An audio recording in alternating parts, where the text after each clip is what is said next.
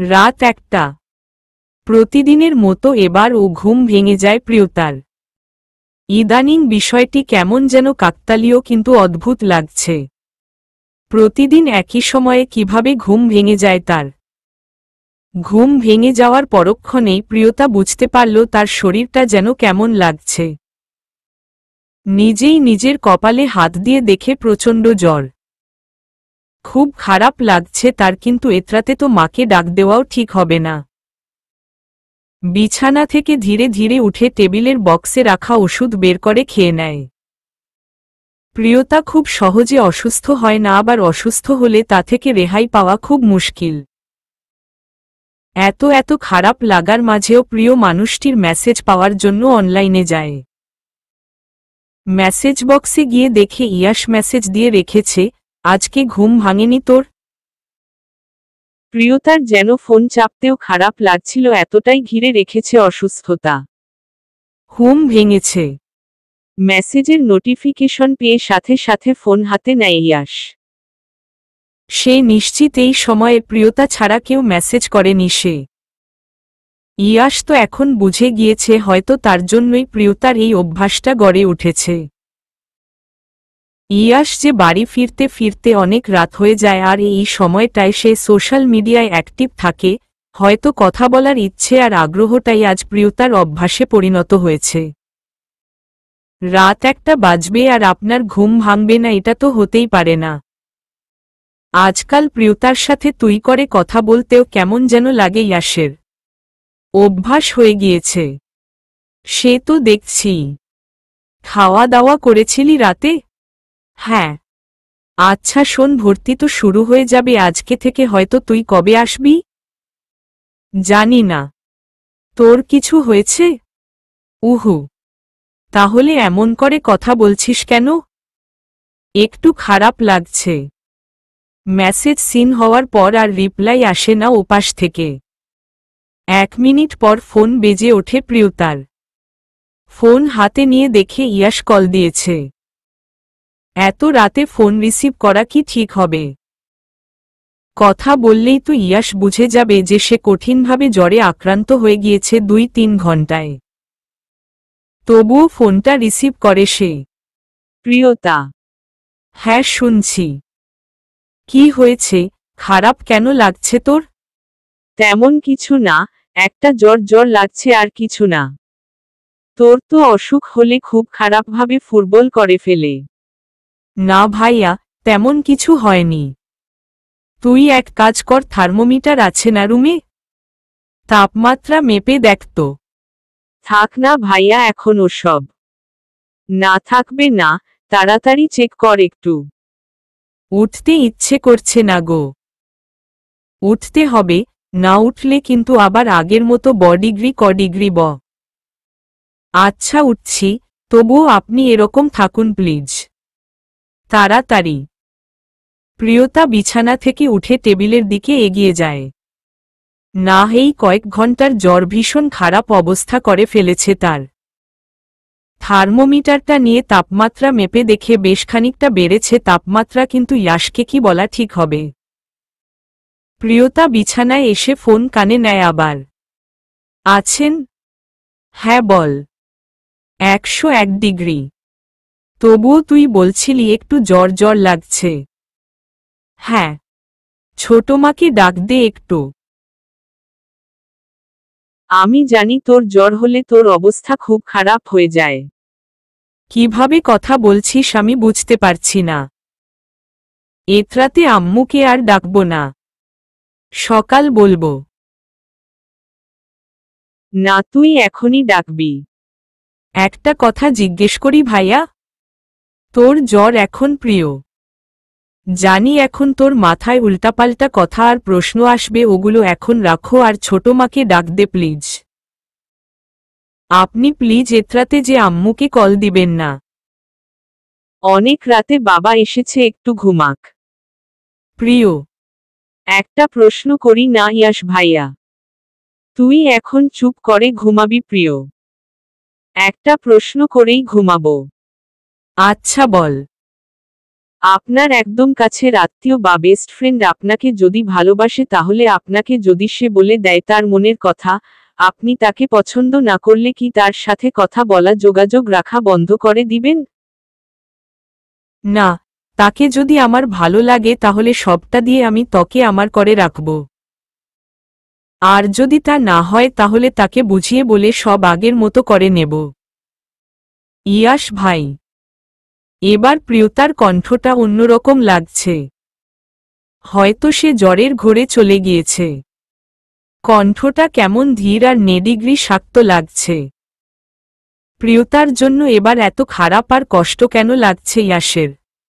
মনে হচ্ছে তার বুকে বাপাসটাই যেন অসুস্থ হয়ে পড়েছে। নিজেকে সামলে নিয়ে সে প্রিয়তার ডাকে সাড়া দেয়। সে জানে এই কথাগুলো হয়তো প্রিয়তার মনে বা মাথায় কোনোটাতেই থাকবে না। এটা ভেবে ইয়াশেরও যেন লোভ লাগছে প্রিয়তার মনের কথা শুনতে। নিজের কথাগুলো বলে দিয়ে পারলেও তার নিজেকে হালকা লাগত। হ্যাঁ বল। আপনি না, দূরে থাকলে আমার খুব অস্বস্তি হয় ইয়াশ ভাই। এই যে দেখুন আপনার অনুপস্থিতিতে অসুস্থতা কেমন আমায় ঘিরে ধরেছে। আপনাকে দেখলে না আমার সেই ক্লাস 9 থেকে কেমন একটা অনুভব হয়, তখন আপনি এসব অভিনয়ের জগতে ছিলেন না। কত ভালো ছিল বলুন তো, শুধুমাত্র আমিই আপনাকে লুকিয়ে লুকিয়ে দেখতাম। কিন্তু এখন কত মেয়ের নজর আপনার ওপর, আমার একদম ভালো লাগে না। আপনি তো আমার, তাহলে তারা আমার ব্যক্তিগত সম্পত্তির দিকে কেন নজর দেবে? আপনার ছবিতে ওদের কমেন্ট দেখলে আমার মন খারাপ হয়ে যায়, বুক ভারী হয়ে ওঠে, কোনো বাধা না মেনে চোখের পানি গড়িয়ে পড়ে। কারো সামনে থাকলে সেই কান্না লুকাতে প্রস্থান করতে হয়। অভিমান জমে যায় অনেক। এরকম কেন হয় ইয়াশ ভাই? ইয়াশ ভাই, আপনি তো আমার, তাই না বলেন? বলেন না একটু যে আপনি শুধু আমার। প্রিয়তা ঘুমিয়ে পড় এখন, জ্বরের জন্য উল্টাপাল্টা কথা বলছিস এখন তুই।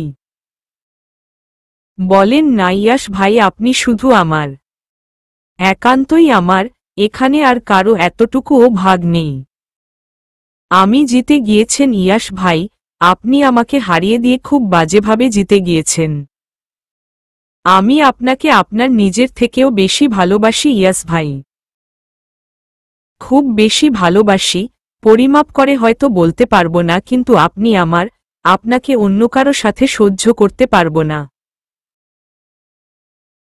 সহ্য করতে পারবো না। এরপর আর কোনো কথা শোনা যায়নি প্রিয়তার।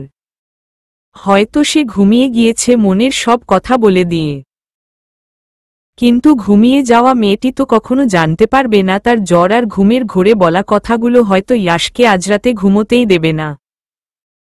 আজকে যে তার কথাগুলো ইয়াশের চোখের ঘুম কেড়ে নিয়েছে। বুকের মধ্যে কেমন উথালপাতাল শুরু করে দিয়েছে। তার ভালোবাসা যেন সমুদ্রের ঢেউয়ের মতো ইয়াশের বুকে আঘাডিগ্রি ত করছে। এর আগেও তো ইয়াশ প্রিয়তার অসুস্থতার কথা শুনেছে, ভীষণ খারাপ ও লেগেছে, কিন্তু এবার কি এত বেশি খারাপ লাগছে তার? কেন ছুটে চলে যেতে মন চাইছে তার? সে তো প্রিয়তাকে পুরোটা ভালোবাসেনি, একটু ভালোবেসেছে আর অনেকটুকু ভালোবাসা বাকি।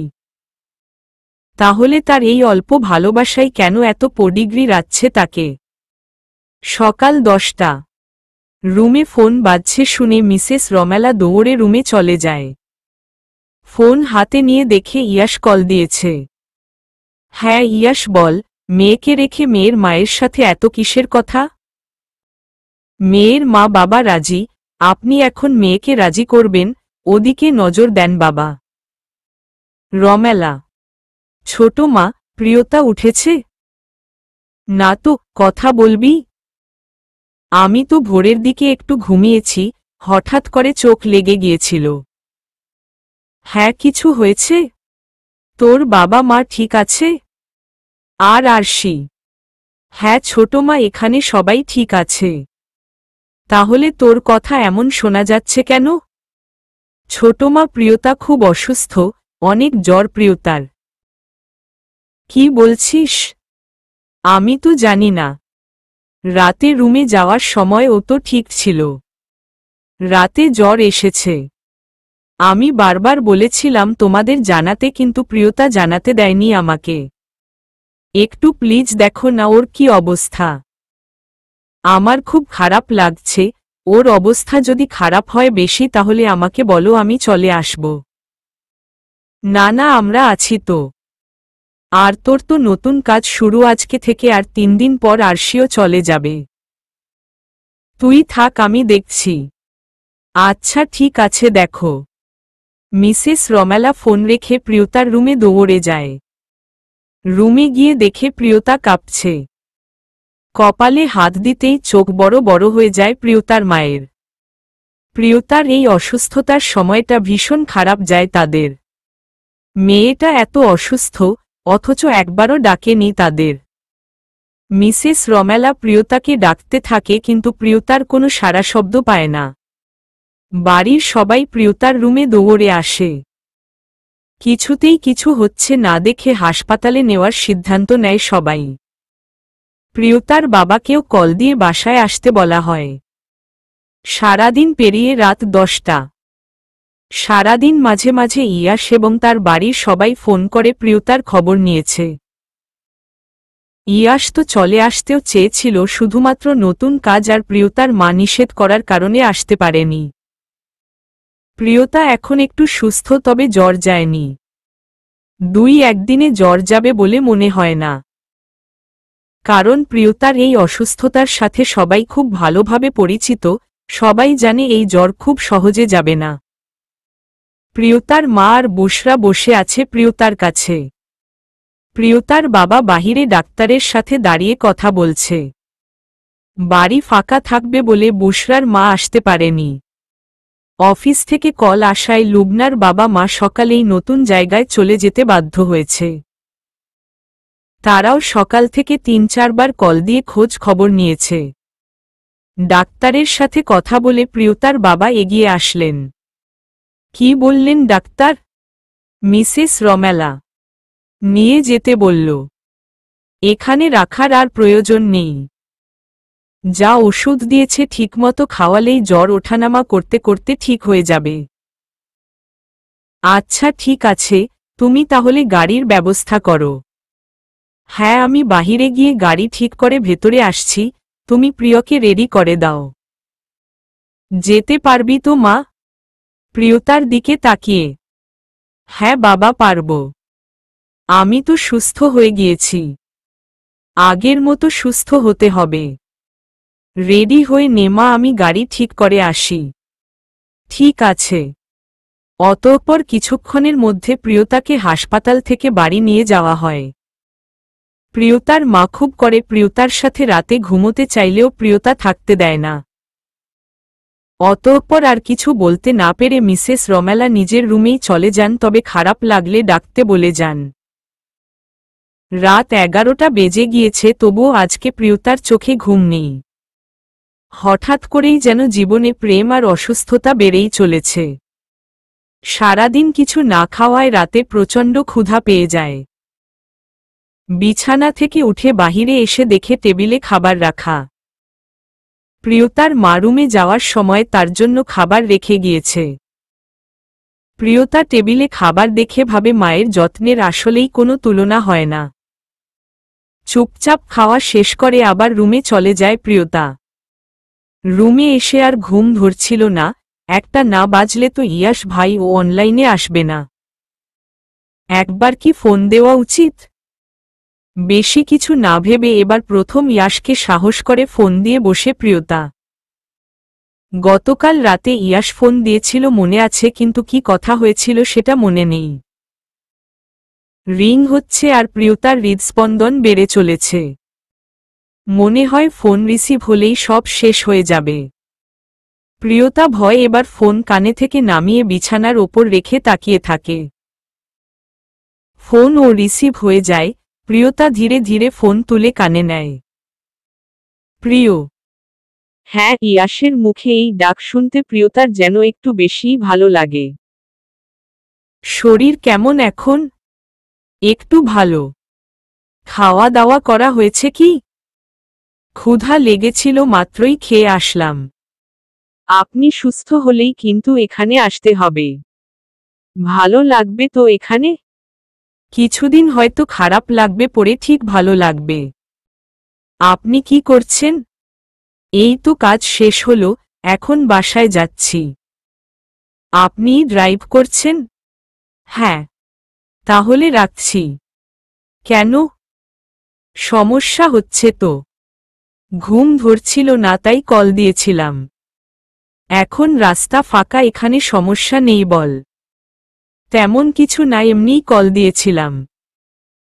এখন রাত জাগতে হবে না, ভালো মেয়ের মতো ফোন রেখে ঘুমাতে যা। গিয়েছিলাম ঘুমাতে, কিন্তু ঘুম আসছে না। কেন আসছে না? জানি না। ভাইয়া, একটা কথা। হ্যাঁ শুনছি, বল। কালকে রাতে আপনি কল দিয়েছিলেন তাই না? হ্যাঁ, কেন তোর মনে নেই? আসলে আমি কখন ঘুমিয়ে গিয়েছিলাম, কি কথা বলেছিলাম কিছুই মনে করতে পারছি না। তেমন কিছু তো বলিসনি। কিছু বলিনি? না তো। আচ্ছা ঠিক আছে। আচ্ছা শোন, এখন ঘুমিয়ে যা, আমি বাসায় এসে গিয়েছি, ফ্রেশ হয়ে ঘুম দেব। আপনিও কিন্তু রাত জাগবেন না। তোর কথা শুনে একটা প্রেমিকার অভাব বোধ করছি। ইয়াস। কেন? এই যে ছোট হয়ে কেমন আমাকে আদেশ করছিস? এটার জন্য প্রেমিকা খুঁজতে হবে না, আমিই বলা বন্ধ করে দেব। বলা বন্ধ করলে তো জোরালো ভাবে প্রেমিকা বিজ্ঞপ্তি দিতে হবে। আমার পড়াশোনা শেষ হলে আপনার প্রেমিকা খুঁজে দেব, দায়িত্ব নিলাম। ততদিনে আমার বিয়ের বয়স শেষ হয়ে যাবে। যাবে না? যাবে। শেষ হয়ে গেলে আমাকে বিয়ে করে নিয়েন। প্রিয়তা কথাটা বলে সাথে সাথে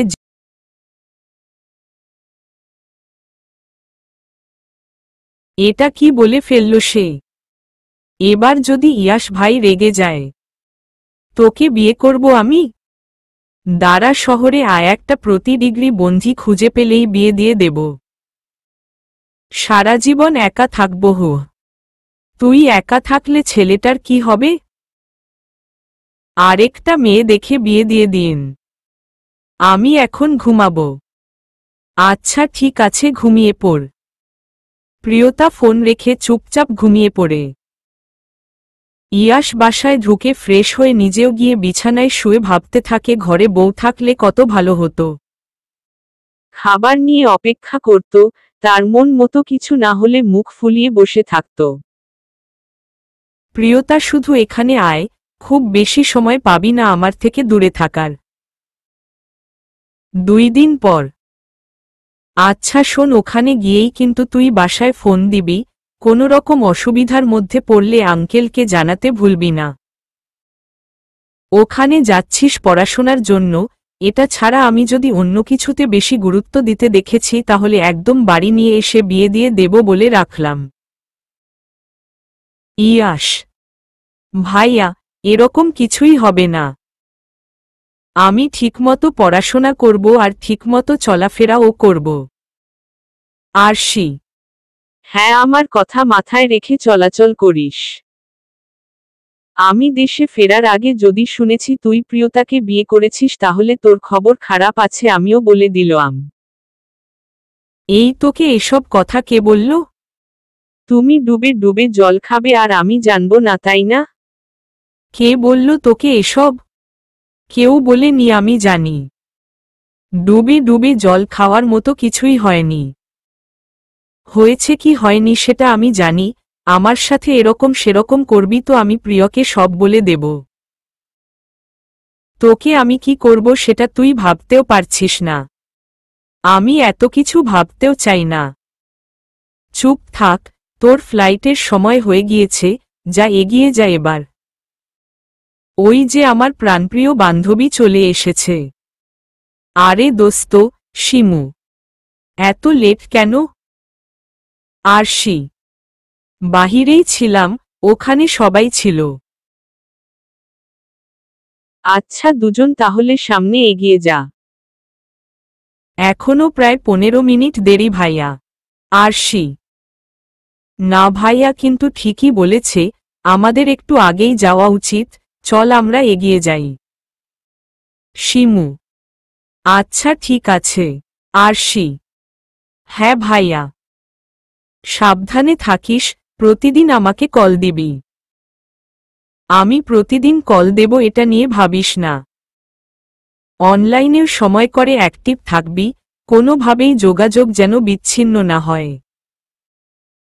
ভাইয়া এমনভাবে বলছিস কেন, আমি প্রতিদিন কল দেব। আচ্ছা ঠিক আছে, সাবধানে গিয়ে বসো। ভাইয়া: হ্যাঁ। একবার জড়িয়ে ধরি তোকে? অনুমতি নিতে হবে আবার? ইয়াশ 2 হাত তার বোন আরশির দিকে বাড়িয়ে দেয়। আরশিও আর এক মুহূর্ত দেরি না করে ইয়াশকে জড়িয়ে ধরে, এই ভাইটা যে তার সবচেয়ে কাছের বন্ধু। অতঃপর ভাইয়ের থেকে বিদায় নিয়ে আরশি এগিয়ে যায় নিজের লক্ষ্যে। ইয়াশ এক নজরে তাকিয়ে থাকে বোনের দিকে। এই প্রথম আরশির জন্য ইয়াশের চোখ টলমল করে, এই প্রথম ভাইবোন এত দূরে। পরদিন রাতে ইয়াশ শুয়ে শুয়ে ফোন ঘাঁটছে, এমন সময় দরজায় নক করার শব্দ হয়। দরজার দিকে তাকিয়ে দেখে তার বাবা। ইয়াশ বিছানা ছেড়ে উঠে দাঁড়ায়। হ্যাঁ বাবা, কিছু বলবেন? আমি সপ্তাহখানেকের জন্য বাহিরে থাকব কাজের জন্য। তোমার ওই বাসায় না থেকে এই কয়েকটা দিন এখানে থেকো। ঠিক আছে বাবা, কিন্তু মা তো বলেনি আপনার যাওয়ার কথা। আজই যাওয়ার কথা হয়েছে, আসতে সপ্তাহখানেক দেরি হবে। আর এই 7 দিনের মধ্যে একদিন গিয়ে প্রিয় মাকে নিয়ে এসো। আচ্ছা ঠিক আছে বাবা, মাকে নিয়ে সাবধানে থেকো। জি। ইয়াশের বাবা চলে গেলে সে আবার ফোন নিয়ে ব্যস্ত হয়ে পড়ে।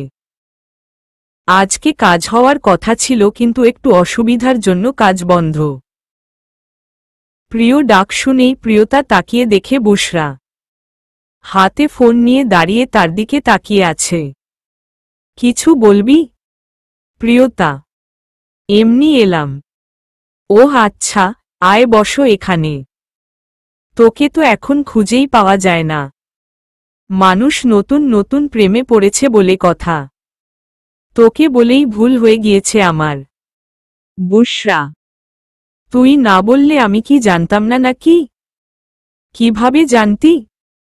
তোর নম্বরটা আমিই দিয়েছি। প্রিয়: কি?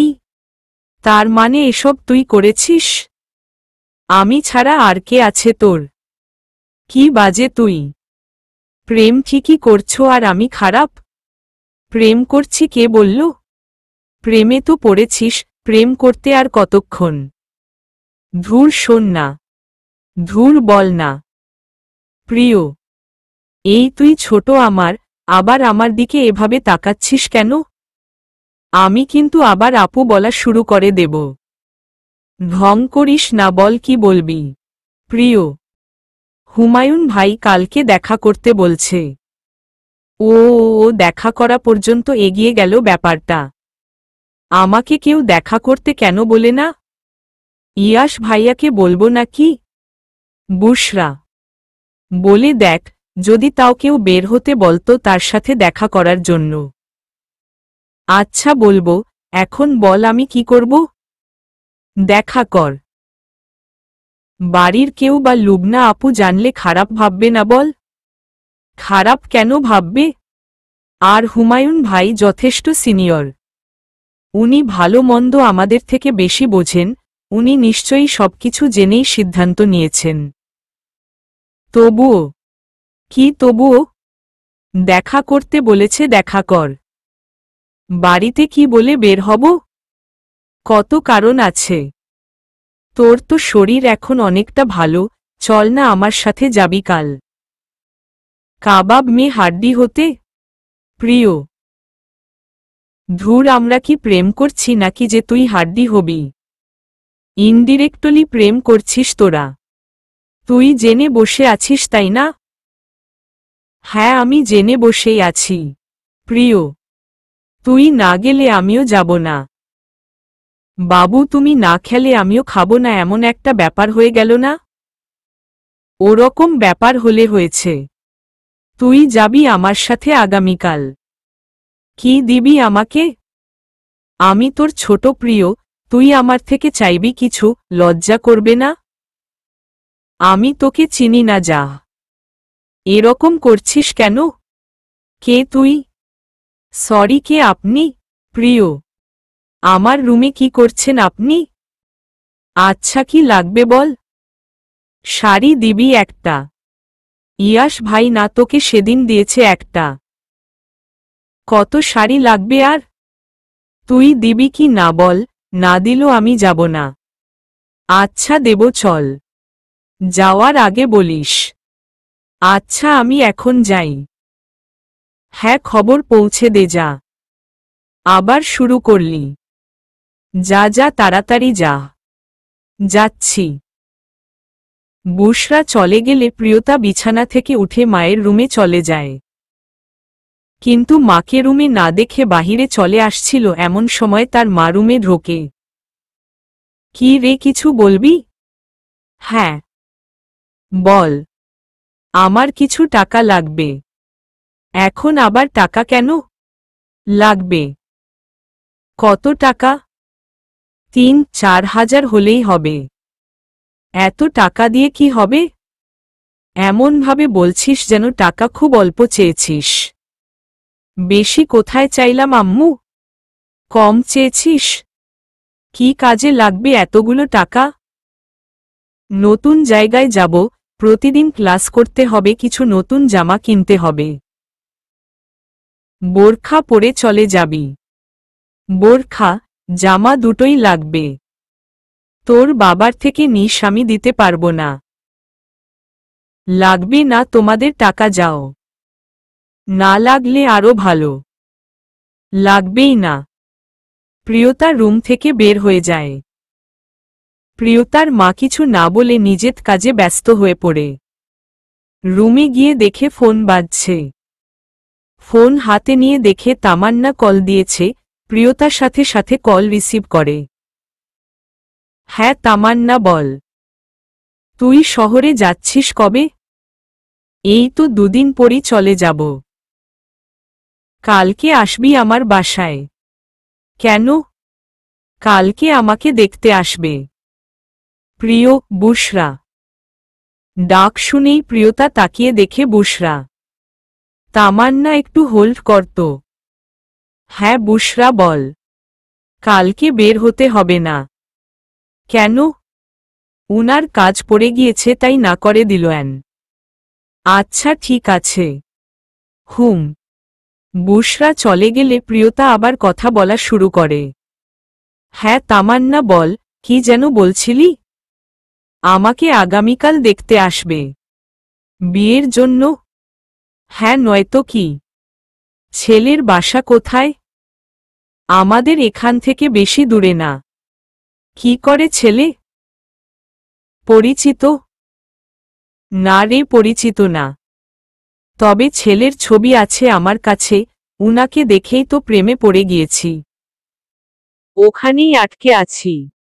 তামান্না, এত কিছু আমি জানি না কেন? এই যে জানালাম। আমি এখান থেকে চলে যাচ্ছি, আর এখন তোমার বিয়ে? বিয়ে না তো, শুধু দেখতে আসবে। হুম, বুঝেছি। কালকে তাড়াতাড়ি চলে আসবি।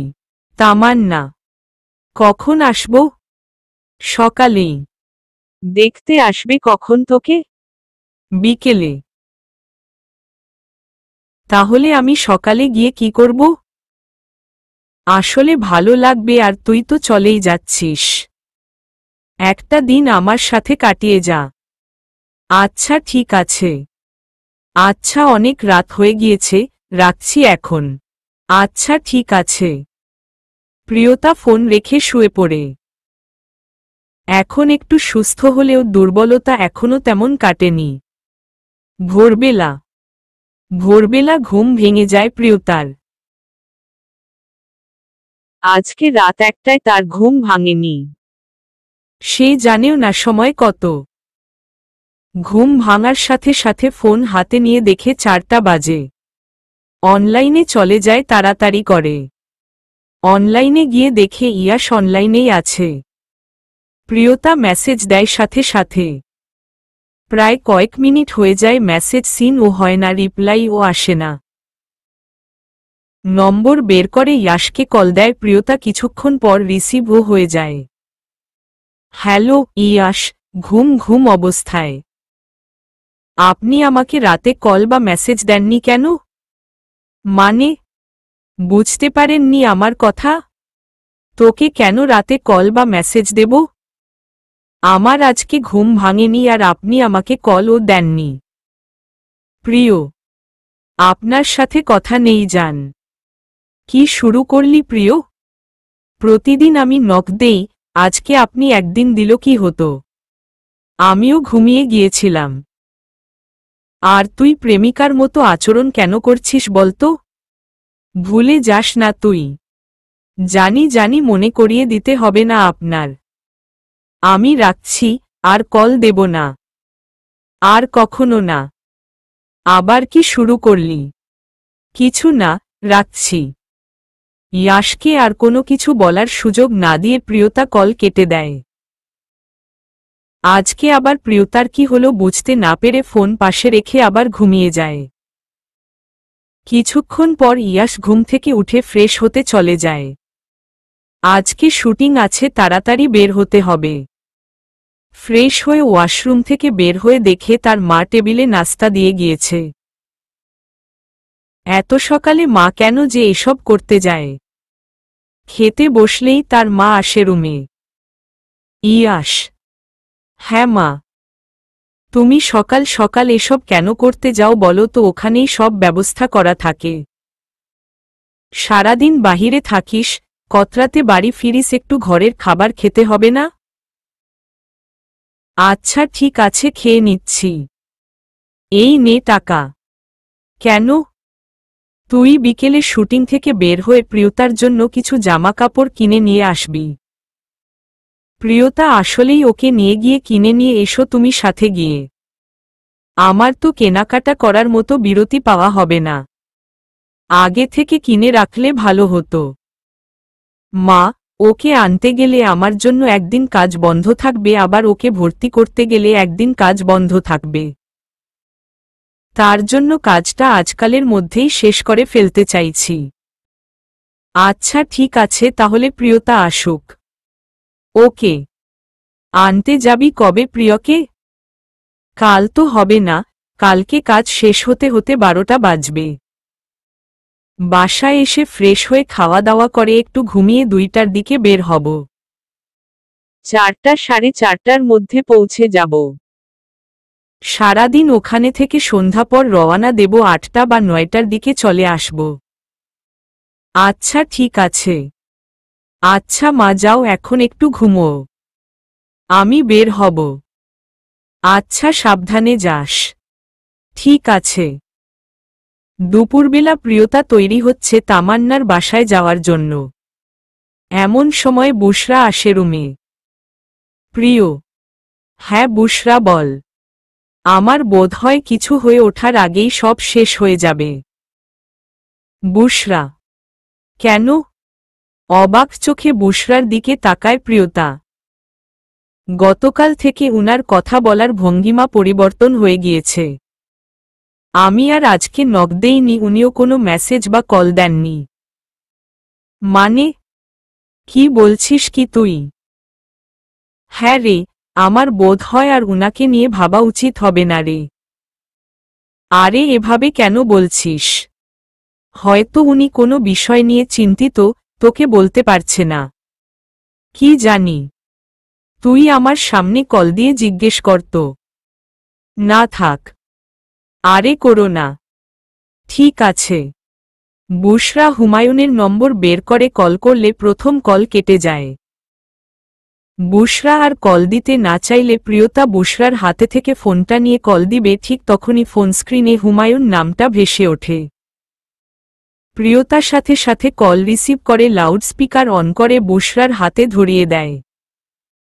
হ্যালো। হ্যাঁ বুশরা বলেন। কেমন আছেন?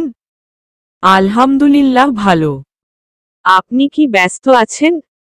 একটু কেন, কিছু বলবেন? না মানে কালকে থেকে আপনার কথা ঠিক লাগছে না। আপনার কি কিছু হয়েছে? কই না তো, কিছু হয়নি। গতকাল থেকে একটু ব্যস্ত আছি তো তাই হয়তো অন্যরকম লাগছে। না, তবুও আমার মনে হচ্ছে কিছু একটা হয়েছে। আপনি বলতে না চাইলে আমি জোর করব না। না বুশরা, কিছু হয়নি আমার। কিছু না হলেই ভালো। আজকে আমাদের দেখা করার কথা ছিল। আপনি দেখা করতে চেয়ে আপনিই না করে দিয়েছেন। আমরা আর দেখা করব না। দেখা তো করতেই হবে, আমার প্রয়োজন আছে। কি প্রয়োজন? দেখা হলেই বলবো। এখন রাখছি, পরে কথা হবে। হুম। ফোন কেটে বুশরা প্রিয়তার দিকে উৎসুক চোখে তাকায়। আমি নিশ্চিত উনি কোনো বিষয় নিয়ে চিন্তিত, তাই এভাবে কথা বলেছে। তবে আমি এটাও নিশ্চিত উনি তোকে ভীষণ পছন্দ করে। জানি না রে। আরে তুই কেন মন খারাপ করে আছিস? এমনি ভালো লাগছে না। শুধু শুধু মন খারাপ করবি না তো। আমি এখন বের হব, তোর এই মন খারাপ দেখে বের হতে হবে? সাবধানে যাবি আর তাড়াতাড়ি চলে আসিস। আচ্ছা ঠিক আছে। ইয়াশ নিজের কাজ বুঝে মেকআপ রুমে এসে দেখে প্রিয়তার জন্য কেনা নতুন শাড়ি, যেটা আজকে কিনে নিয়ে মেকআপ রুমে রেখেছিল, সেটা আবিরা পরে আয়নার সামনে বসে মেকআপ করছে। প্রিয় মানুষের জন্য পছন্দ করে কেনা শাড়ি অন্য নারীর শরীরে দেখে উত্তেজিত, রাগান্বিত হয়ে যায় ইয়াশ। হাতের ফোনটা টেবিলে রেখে আবিরার দিকে এগিয়ে যায়। হাতের কনুইয়ের জায়গাটা ধরে দাঁড় করাই আবিরাকে। এই শাড়ি কেন পরেছ তুমি? এটা মেকআপ রুমেই রাখা ছিল। তুমি কি এই জগতে নতুন? কেন, কি হয়েছে? তুমি জানো না, যার যার পোশাকের দায়িত্ব তার নিজের? হ্যাঁ জানি। তাহলে তুমি কি এই শাড়িটা এখানে রেখে গিয়েছিলে নাকি যে তুমি এসে এটা পরে নিয়েছ? এখানে রাখা ছিল, ভেবেছি শুটিংয়ের জন্য রাখা। আর মেকআপ রুমে কেন কেউ কিছু রাখবে? এটা একপাশে রাখা ছিল আর গিফট পেপার দিয়ে প্যাক মোড়ানো ছিল। শুটিংয়ের জন্য রাখা হলে নিশ্চয়ই এভাবে রাখবে না, তাই না? আমি ভেবেছিলাম আমার জন্য কেউ রেখেছে, ভেবেছি তুমি আমার জন্য রেখেছ। তোমাকে দেওয়ার হলে তোমাকেই দেব, আলাদা করে এখানে কেন রাখব? তাহলে কার জন্য? সেটা তোমার জানার বিষয় না। আচ্ছা আমি খুলে দিচ্ছি। থাক, লাগবে না। কেন? তোমার কি মনে হয় তোমার ইউজ করা জিনিস আমি কাউকে গিফট করব? ইউজ আর কতক্ষণ করলাম? মিনিট 5 হবে হয়তো পড়েছি। 5 মিনিট হোক বা 1 মিনিট হোক। তাহলে শুটিং শেষ করে চলো, আমি নিজে গিয়ে পছন্দ করে কিনে দেব। সেটাও লাগবে না, তাড়াতাড়ি মেকআপ কমপ্লিট করে বাহিরে এসো। আচ্ছা ঠিক আছে। কথাটি বলেই ইয়াশ বাহিরে চলে যায়। এদিকে আবিরা শাড়িটা পরে আয়নার সামনে দাঁড়িয়ে নিজেকে এদিক ওদিক ঘুরে ঘুরে দেখতে থাকে আর মিটি মিটি হাসে। শাড়িটা আসলেই সুন্দর, ইয়াশের পছন্দ আছে বলতে হয়। ড্রয়িং রুমে প্রিয়তার গলা শুনে তামান্না বাহিরে চলে আসে নিজের রুম থেকে। প্রিয়তা দাঁড়িয়ে তামান্নার মায়ের সাথে কথা বলছিল। তামান্নার শরীরে শাড়ি জড়িয়ে বাহিরে এসে প্রিয়তাকে টেনে নিজের রুমে চলে যায়। রুমে এসে প্রিয়তার হাত ছেড়ে দেয়। কি হলো, এভাবে টেনে নিয়ে আসলি কেন? প্রিয়তা, আমাকে শাড়ি পরিয়ে দে তাড়াতাড়ি। তুই পারিস না? এতক্ষণ কি করেছিস তুই? আমি তো শাড়ি পরব না ভেবেছি, কিন্তু মা শাড়ি পরতে বলল আর ছেলেও নাকি আসছে। বাহ, তাহলে তো ভালোই, বিয়েটা যেন আজকেই হয়ে যায়, আমার তো 2-1 চলে যেতে হবে। গেলে যাবি, বিয়েটা যদি এখানেই ঠিক হয় তাহলে তোকে আসতে হবে। আমি তো এখনই বিয়ে করতাম না, কিন্তু ছেলেকে ভালো লেগেছে। দেখি, ছবি দেখা তো আমিও দেখব। এই তো চলে আসবে এখনই, তখন দেখে নিস। দেখাবি না? না, একটু পরেই দেখ না প্লিজ। আয়, রেডি করে দেই। হুম। প্রিয়তা তামান্নাকে শাড়ি পরিয়ে রেডি করে দেয়। শাড়ি পরা শেষ করে তামান্নাকে তার মাকে দেখাতে যেতেই কলিং বেলের শব্দ হতেই চোখ বড় বড় হয়ে যায়। তামান্না দৌড়ে নিজের রুমে চলে আসে। কি হলো? ওরা বোধ হয় চলে এসেছে। কারা? তোকে দেখতে? হ্যাঁ। থাক, আমি দেখে আসি। না, আমাকে ডাকলে তুই আমার সাথে যাবি? তার আগে একটুও না। তোর কথা কি শুনছে? তুই শুনবি? মোটেও না। আমি এখনই যাব, আর আন্টিকেও তো সাহায্য করতে হবে। না, সব রেডি আছে, তোর কোনো প্রয়োজন নেই ওখানে। আমারও প্রয়োজন নেই তোর সাথে রুমে বসে থাকার, তোকে দেখতে এসেছে, আমাকে না। প্রিয়, চুপ থাক, আমি দেখেই চলে আসব। যেতেই হবে তোর? হ্যাঁ, তুই এখানে থাক, আমি দেখে আসি। তুই ছবিও দেখাসনি আমাকে। আচ্ছা যা। তুই না বললেও আমি যাব। যা। প্রিয়তা তামান্নার মুখের অবস্থা দেখে হেসে বাহিরে চলে যায়। ড্রয়িং রুমের দিকে যাচ্ছে আর ভাবছে কেমন ছেলে দেখতে এসেছে, যাকে দেখেই তামান্নার পছন্দ হয়ে গেল। তাকে তো অবশ্যই দেখতে হচ্ছে। প্রিয়তার ড্রয়িং রুমে গিয়ে সোফায় বসে থাকা তিনজনকে দেখে চোখ আটকে যায়। ছেলেরও চোখ পড়ে যায় প্রিয়তার চোখে। দুজন দুজনের দিকে তাকিয়ে আছে, দুজনই অবাক। কেউ হয়তো কাউকে এক জায়গায় কল্পনাও করতে পারেনি। প্রিয়তার মুখ দিয়ে একটা শব্দ হুট করে বেরিয়ে যায়, আপনি। প্রিয়তার বলা কথাটা তামান্নার মা শুনে তার দিকে তাকায়। তুমি চেনো নাকি প্রিয়তা? তামান্নার মা। হ্যাঁ আন্টি। তোমাকে চেনা চেনা লাগছে, কোথায় যেন দেখেছি। ছেলের মা। আমি লুবনার চাচাতো বোন আন্টি। ওহ আচ্ছা, তুমি আমাদের বউয়ের বোন, তাই তো বলি চেনা চেনা কেন লাগছে। তা কেমন আছো মা? তুমি এখানে? আলহামদুলিল্লাহ আন্টি।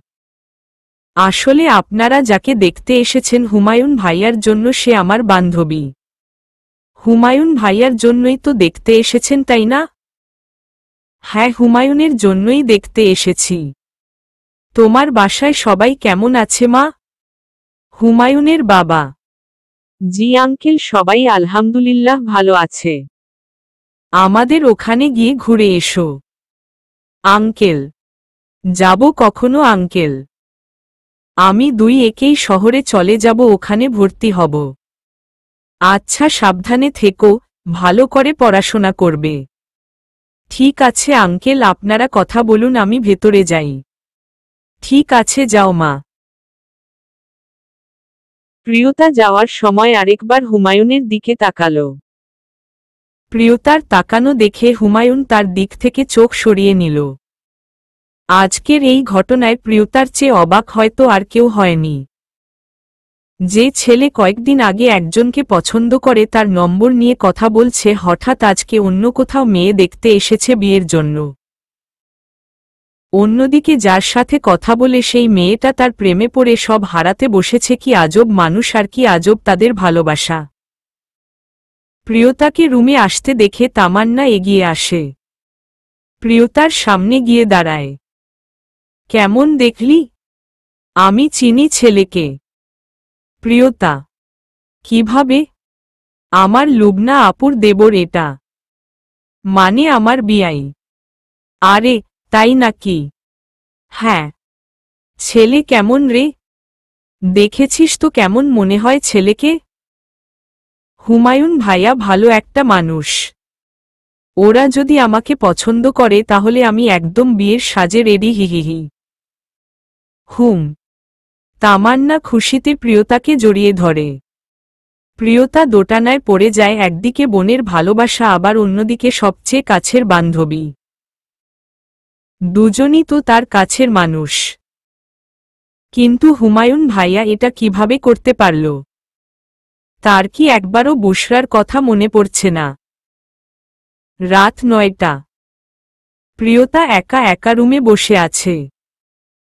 তামান্নার বাসা থেকে নিজের বাসায় ফিরতে ফিরতে রাত হয়ে গিয়েছে। ওখান থেকে আসার পর প্রিয়তা কোনোভাবেই বুশরার সামনে যেতে পারছে না, কোনোভাবে সাহস পাচ্ছে না সে। কি বলবে সে বুশরাকে?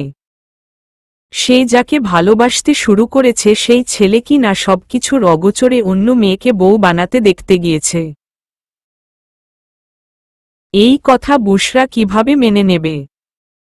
প্রিয়তার মাথা শুধু বুশরার কথায় আচ্ছন্ন ছিল। হঠাৎ ফোন বেজে ওঠে, ফোনের দিকে তাকিয়ে দেখে হুমায়ুন কল দিয়েছে। এই ছেলে আবার কি চায়?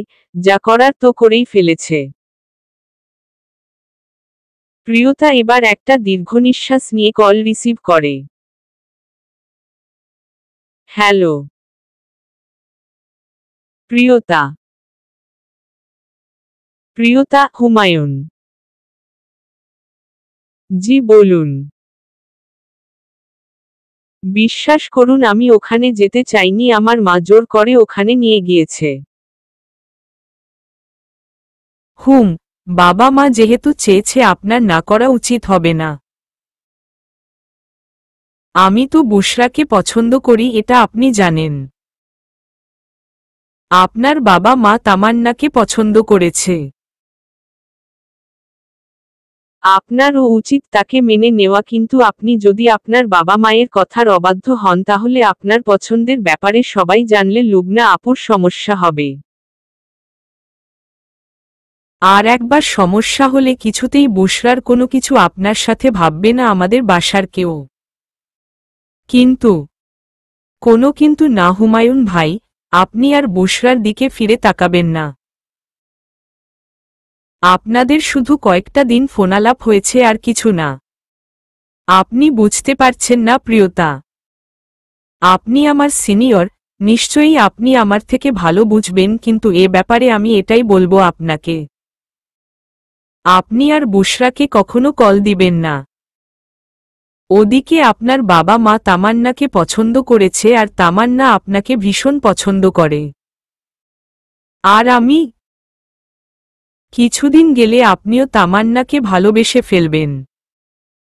আপনি ফোন দিয়ে ব্যাপারটা বুশরাকে জানিয়ে দেন, তারপর আমি সামলে নেব। শুরু হওয়ার আগে শেষটা না হলেও পারত। কিছু করার নেই, সম্পর্ক শুরু হলে যদি কষ্ট পেতে হয় তাহলে সেই সম্পর্ক শুরু হওয়ার আগেই শেষ হওয়াটা উত্তম। হয়তো। রাখছি ভাইয়া, আল্লাহ হাফেজ। রাত 10টা। খাওয়া দাওয়া শেষ করে প্রিয়তা অন্ধকার রাতকে সঙ্গ দিতে ছাদে একা দাঁড়িয়ে আছে। উত্তরের হাওয়া এসে মাঝে মাঝে ছুঁয়ে দিয়ে যাচ্ছে তাকে। আজকের বিষয়টি সে কোনোভাবেই মাথা থেকে ঝেড়ে ফেলতে পারছে না। ছাদে আর দাঁড়িয়ে থাকতে ভালো লাগছে না দেখে নিচে চলে আসে প্রিয়তা। না জানি বুশরা কি করছে। প্রিয়তা বুশরার রুমের দরজায় নক করতে বুশরা এসে দরজা খুলে দেয়। প্রিয়তা তার মুখের দিকে তাকিয়ে দেখে বুশরার মুখ মলিন হয়ে আছে। হুমায়ুন ভাই এতক্ষণে নিশ্চিত সব বলে দিয়েছে। তুই এত রাতে? বুশরা, ছাদে গিয়েছিলাম কিন্তু তবুও ভালো লাগছিল না, তাই তোর কাছে এলাম। বুশরা, একটা কথা ছিল। আমাকে হুমায়ুন ভাই সব বলেছে প্রিয়। একটু মন খারাপ হচ্ছে কিন্তু খুব একটা খারাপ লাগছে না। হ্যাঁ বুশরা, নিজেকে শক্ত রাখা উচিত। আর এখনো তোর তেমন কোনো অনুভূতি সৃষ্টি হয়নি তার জন্য। অনুভূতি তৈরি হতে সময় লাগে না প্রিয়, তবে আমি নিজেকে সামলে নিয়েছি। অনেকক্ষণ বসে বুশরার সাথে কথা বলে প্রিয়তা। প্রিয়তার সাথে কথা বলে বুশরা একটু স্বস্তি পায়। প্রিয়তা বুশরার রুম থেকে নিজের রুমে চলে যায়। অনেক রাত হয়ে গিয়েছে, ঘুমোনো প্রয়োজন। অসুস্থতায় অনেকগুলো রাত নির্ঘুম কেটে গিয়েছে তার। 2 দিন পর ভোর 4:30। বালিশের পাশে ফোনের আওয়াজ শুনে ঘুম ঘুম চোখে কোনো মতে কল রিসিভ করে প্রিয়তা। হ্যাঁ হ্যালো। উঠে পড়। কে? কোথায় উঠব? ঘুম থেকে আর বিছানা ছেড়ে উঠে পড়, আমি ইয়াশ। প্রিয়তা সাথে সাথে উঠে বসে। এত ভোরবেলায় ইয়াশ ভাই কেন কল দিয়েছে, ঘুম থেকেই বা কেন উঠতে বলল? আপনি এত সকালে? তোর হাতে 5 মিনিট সময়। কেন? রেডি হবি তাড়াতাড়ি। তারপর? রেডি হয়ে সদর দরজা দিয়ে বাহিরে চলে আসবি। আমি কিছুই বুঝতে পারছি না। আমি স্টেশনে চলে এসেছি, বাসার সামনে আসতে 5 মিনিট লাগবে। তাড়াতাড়ি রেডি হয়ে বের হবি, আর কোনো কথা না। আপনি এখানে আসছেন, আগে বলেননি কেন? প্রিয়। আচ্ছা আচ্ছা, আমি রেডি হচ্ছি।